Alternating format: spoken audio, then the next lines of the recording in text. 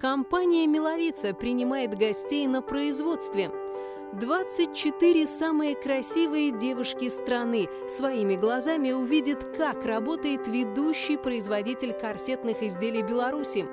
На творческой встрече с мастерами, создающими все новые линейки бренда, они запомнят главный нюанс. Нет никаких косточек и лямок, есть каркас и бретели. Здесь мы разместили все детали кроя, всю фурнитуру, которая нужна для изготовления вот этого прекрасного бюстгальтера. Для создания одного изделия «Миловице» необходимы материалы от 18 поставщиков из 8 стран мира, 90 метров ниток, минимум 15 примерок и 60-летний опыт работы на рынке пошива белья. Признаюсь честно, я представить не могла, что для создания одного комплекта требуется такое количество швейных машинок, ниток, поставщиков. Когда ты приходишь в магазин, кажется, что все намного проще. Следующая точка – музей истории бренда. Очень интересно было заглянуть в музей, поскольку «Миловица» — это такое предприятие, которое на слуху у всех. И вот первый и основной вопрос у меня был, почему «Миловица» и что значит «Миловица».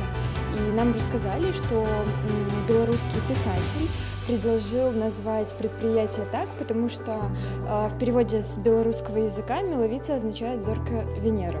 И, наконец, то самое закулисье, где ткани, кружева превращаются в неповторимые изделия. Я никогда не была на предприятиях, это мой первый раз. Я в таком восторге. Это очень интересно. Столько людей работают над тем, чтобы создать прекрасные изделия, которые все мы носим. Очень рада, что девчата согласились на наш эксперимент и сели за швейные машины. И сами попробовали пошить некоторые изделия. У них здорово получилось. И пусть молодежь не боится этой профессии, она действительно очень классная. Модели конкурса «Мисс Беларусь» и изделия компании «Миловица» – идеальный симбиоз красоты и женственности.